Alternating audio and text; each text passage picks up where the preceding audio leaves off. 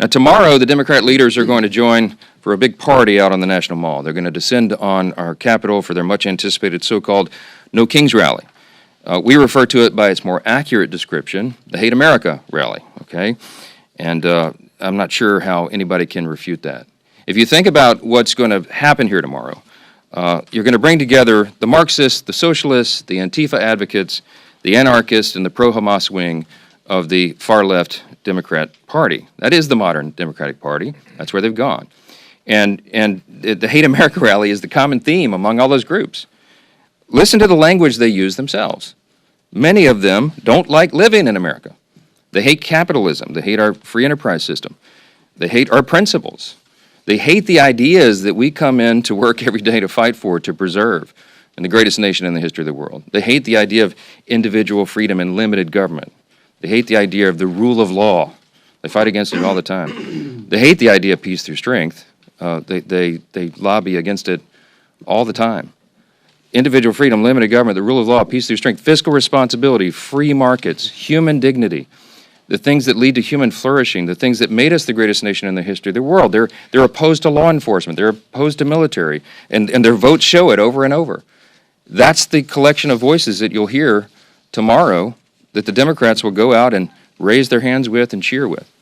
And some of these people are so blinded by their hatred of President Donald Trump that they can't find one reason to celebrate America or all that we've accomplished and continue to accomplish under this new administration. Now, obviously, every American has every right to exercise their First Amendment freedoms. I'm personally a big advocate of that. I spent the first 20 years of my legal career in the federal courts before I came to Congress defending the right to free speech. They have the right to do it. Republicans, by the way, are the party that fights to maximize your liberty. And we believe, just as our founders did, that every American has been endowed by God himself with unalienable rights, and that includes the rights to life and liberty and the pursuit of happiness. But tomorrow, this rally is not about freedom. It's about the opposite. For many of our Democrat colleagues, tomorrow is about creating really a spectacle. That's what they've been doing here every day of the shutdown with their little TikTok videos and their publicity stunts, and they're going to do it in a much larger venue tomorrow. And as the shutdown drags on, it's becoming increasingly clear that this spectacle is the reason the Democrats have refused to reopen the government. Just read a sample of the materials that this organizing group has circulated far and wide about the event tomorrow. They distributed talking points cheering on the shutdown. I mean, they're urging this on. They love this.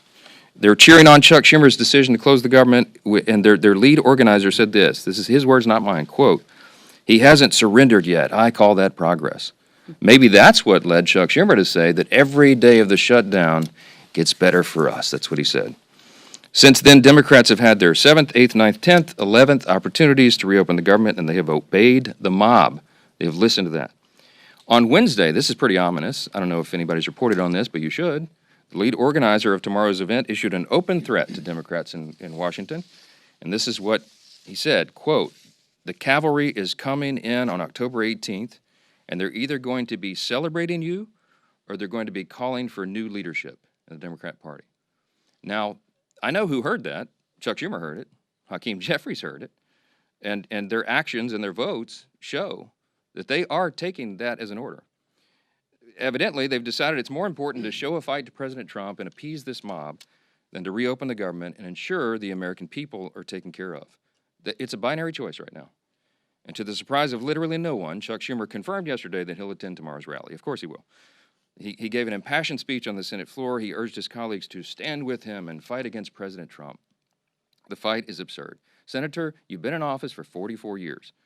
You've been in Congress longer than that, but you've been in Congress for 44 years, and everybody clearly understands what's going on. You're holding the entire country hostage to protect your own political career. I mean, no one can deny that. And what you're doing is absurd. You're demanding $1.5 trillion new spending instead of the clean, totally nonpartisan CR that you yourself voted for just 7 months ago. The whole charade is obvious. And I also want to point out the irony that is equally clear, okay? As much as we disagree with Schumer and the Senate Democrats and all of that's going to happen tomorrow, no one, not a single person is going to be standing in their way of their right to exercise, assemble, and protest peacefully. That alone is a profound testament to the strength of our republic, to the beauty of America. They are decrying the country that allows them to engage in this activity. And the last time I checked, Americans have more freedom right now to express themselves and speak their minds after Republicans took over and ended the years of having millions of Americans' voices systematically silenced during the COVID pandemic years and the left's cancel culture. It is the Republicans that restored your right to share and speak your mind. And that's the first and most obvious irony of the Hate America rally. The second and even more absurd fact is that all the Democrats who are so angry that they don't control the government are the same people who have decided to shut it down and hand the keys to President Trump. That's the great irony. Chuck Schumer said it himself. I brought just two lines out of his New York Times op-ed that he wrote and published March 18th of this year. And he pointed out there, in a shutdown, this is his words, the Trump administration would have wide-ranging authority. He said there's no check on their determinations on what is essential and what is not.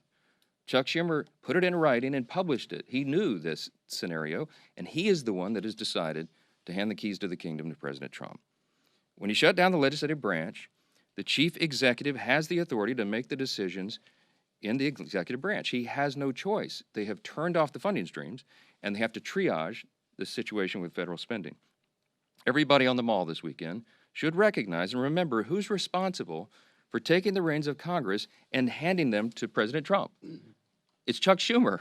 He's the one that's done it, and he can make it stop tomorrow if he had the courage to tell you the truth. But he's incapable of telling the truth right now, and he's doing something that's unprecedented. Never in the history of Congress has a party shut down the government over a clean CR. This is an unprecedented event, and it's inexcusable. And it's Chuck Schumer who's making the decision to keep the government closed. And until the mob and Bernie and AOC and the rest of the socialists give him permission to reopen the government, we're afraid that Americans are going to continue to suffer at the hands of Democrats' political games. I doubt Americans will hear that on the protest stage tomorrow, but that is the truth. And it's why Republicans are here and will continue to be here every single day, sharing the facts with the American people for as long as it takes.